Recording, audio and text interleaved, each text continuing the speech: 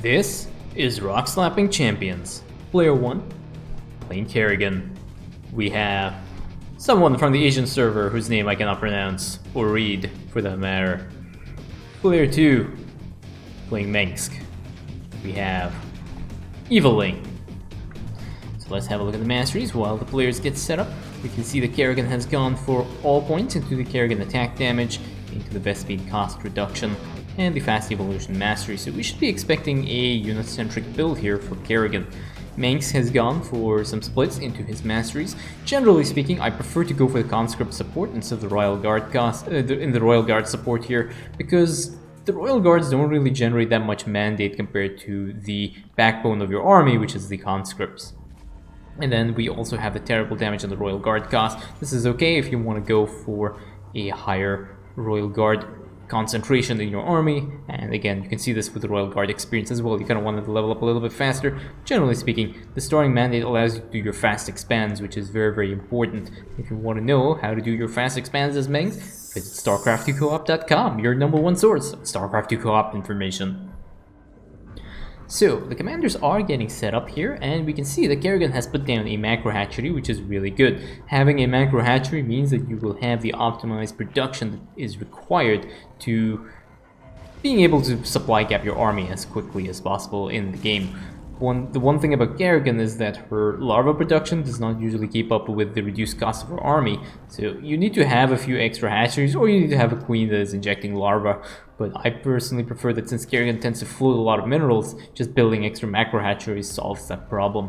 We can see that Mengsk has put down a starting bunker, and this bunker will be able to handle the first attack wave that will be hitting their base if the attack wave comes up from this side. So there's always a chance that the attack wave might come up from here as well. It's just random, there's no way of knowing. So now we can see that we have the most important unit here for Mengsk, and that is the Imperial Witness. That Imperial Witness, alongside the upgrade that is required, you can see that this is going to be coming up very soon now, is that this provides Mengsk with the mandate generation that he needs to be able to spam his abilities as frequently as possible. So, you know, putting this on your main and on your expansion is very important. And please do not put this on your allies base. The amount they don't first of all, it doesn't generate any mandate, but the speed increase that they get does not actually benefit their ally after they reach saturation. So there's more information on that on Starcraft2coop.com, your #1 source of Starcraft 2 co-op information. We can see that the first attack wave has Vikings and Banshees. Oh my, it means that we are dealing with an Air Terran composition. An Air Terran is notoriously difficult for Kerrigan to deal with, because Kerrigan, really, any kind of air composition is a challenge for her. She doesn't. The hero unit obviously does not have a very strong anti-air DPS, but one of the other things that makes it difficult for Kerrigan is that, in general, like, her units are really squishy, and Air Terran is a very tanky kind of composition. Mengsk, on the other hand, has very good options for dealing with such compositions. He has the rocket troopers, and apparently there's a flame trooper somewhere in this mix as well. Not really sure why there are flame troopers, but okay. But yeah, his rocket troopers are just absolutely amazing for dealing with these compositions. Now, for Kerrigan, the way she's going to have to do this is she's going to have to go for a Hydralisk build and then use Omega Worms to try and get underneath the army so that she can get the value of her Hydralisk.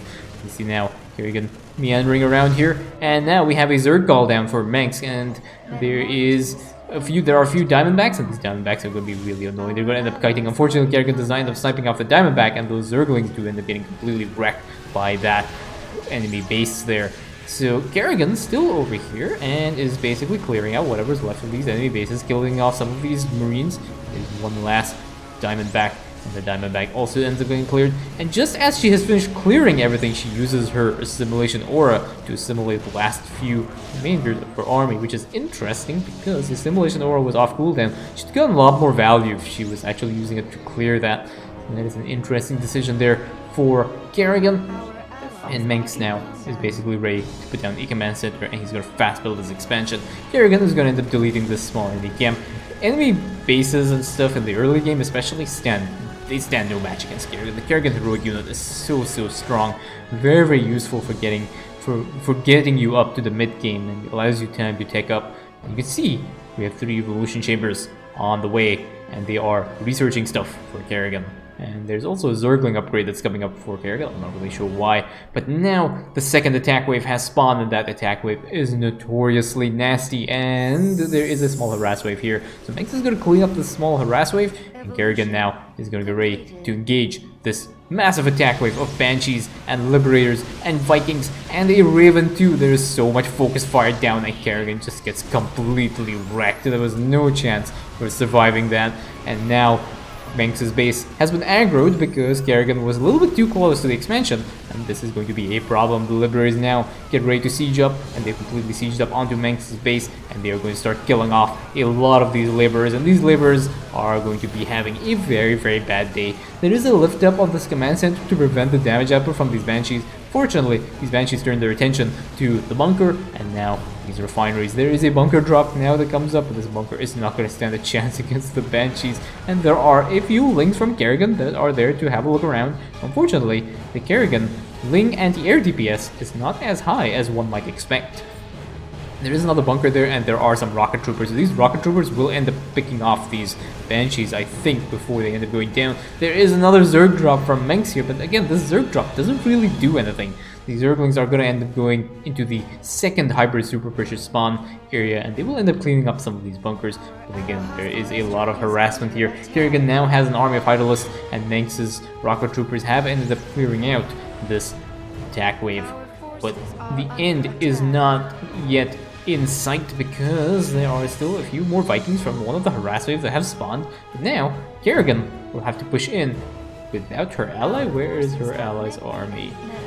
Okay, her ally is not yet in position, but Kerrigan has decided to jump in here, and that is a problem. The hybrid behemoth has casted its abilities, and Kerrigan gets completely focus fired down by the Marines and the Banshees and ends up getting wrecked. There are a few Hydralisks left here, and these Hydralisks unfortunately will not be able to survive against the onslaught of Banshees. But now Manx's army is ready, and they will start picking off some of these units. These guys do get unloaded from their bunker. They do not get reloaded back in, so they will end up suffering a few more casualties, but they do end up picking off the remainder of the Tunafish hybrids on this side. That is the first hybrid super pusher spawn done, and the second attack wave, which is probably the more difficult phase of the mission.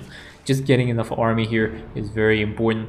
And Kerrigan does not seem to be using the Hydralisk, but she is spreading creep here. So Kerrigan seems to be playing very much like a ladder player, which is an interesting tactical decision, because ladder play is very, very different to co-op play.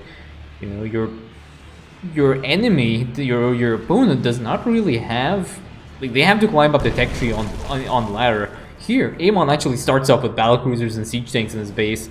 And it's always kind of funny sometimes when you think about it. It's like if Amon just decided to F2A move into your base at the 2-second mark, you would be so screwed. And yeah, we'll see what the plan is. Kerrigan seems to still be pushing creep with the help of some queens, which is, I guess, okay.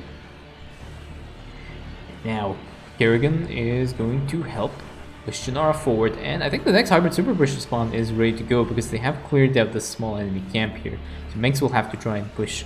He'll have to move a little bit closer to Janara to start pushing. He's realized that, so he's going to start pushing forward. And now the next hybrid super pusher spawn will be created, and we will see how these players choose to deal with this next problem that they will have to address.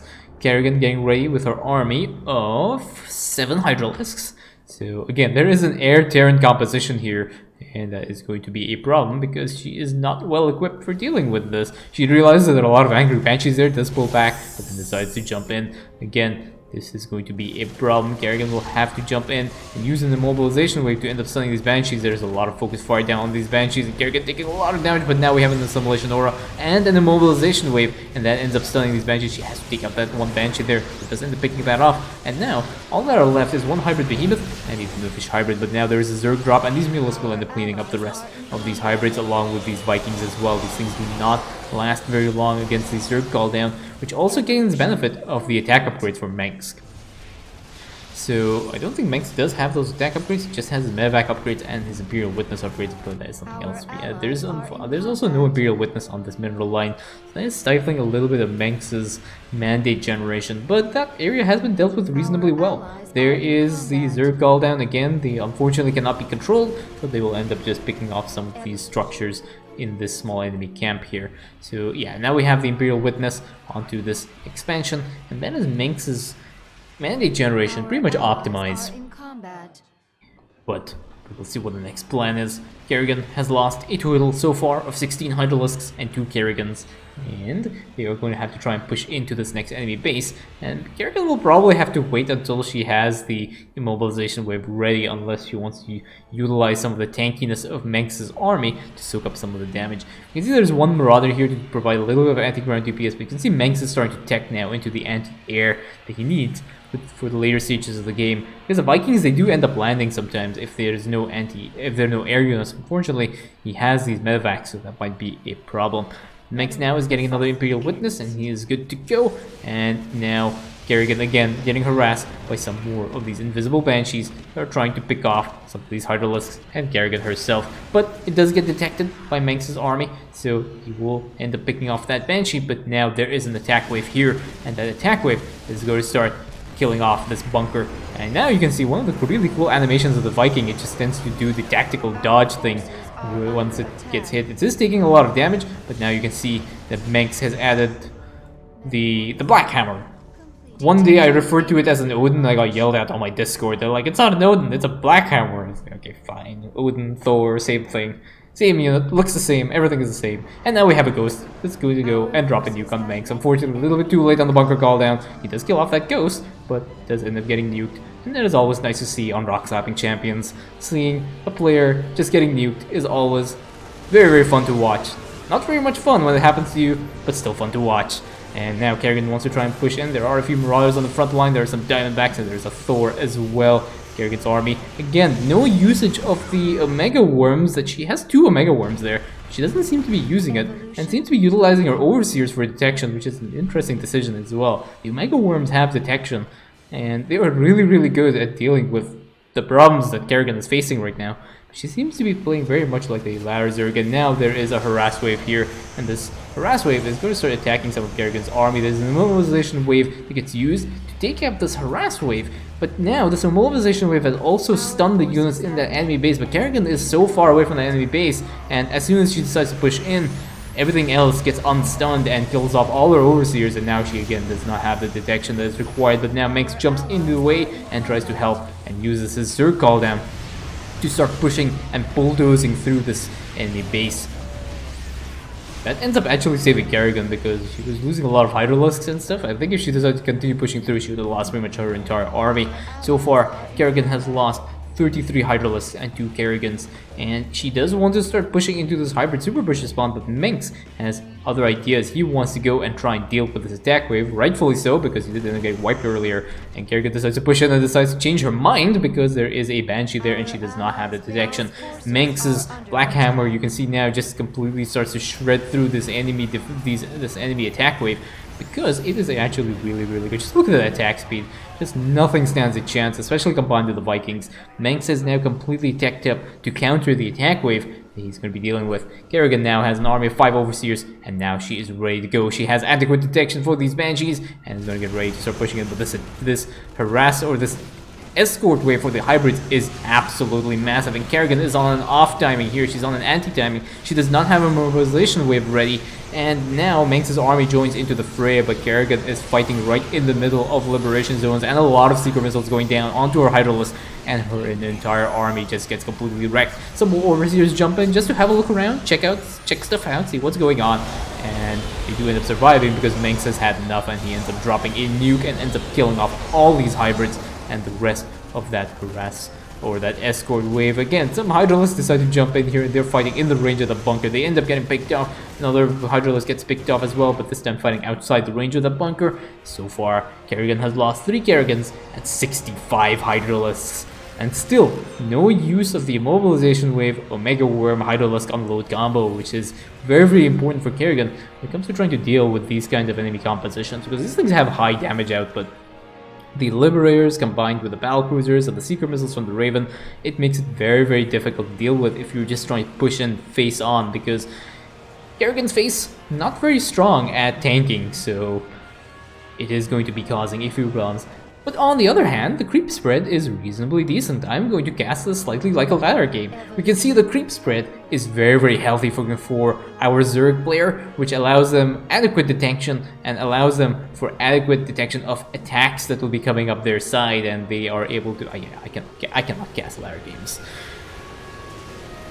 We have another harass wave that come up here to try and attack Janara, but again, Manx's army is really well taked up for dealing with this kind of enemy composition. Kerrigan has ended up cleaning up this Slain Elemental. They did end up missing the first one, the second one does end up getting picked off. Now Kerrigan again has her 5 Overseer's Ray to try and push into this next enemy base, and she is spraying creep like crazy, aggressively spreading this creep. The creep spread is really good, it's really impressive, but it is not very useful in co-op, especially when you have Omega Worms that spread free creep for you. So Kerrigan now uses an Assimilation Aura and an Immobilization Wave, but this time these commanders are in position and they will use the Meng's Zerg call down as well, and they will just completely clear out this enemy base, which means that Janara will trigger the next Hybrid Super Pressure spawn in just a little bit. And there we go, that is the Hybrid Super Pressure spawn Ray, and now the Zerg call down is going to get completely shredded by the enemy attack wave that is there. Kerrigan though is unfazed, sends up her Overseers right up the high ground and ends up getting completely wiped. So now she has no detection again,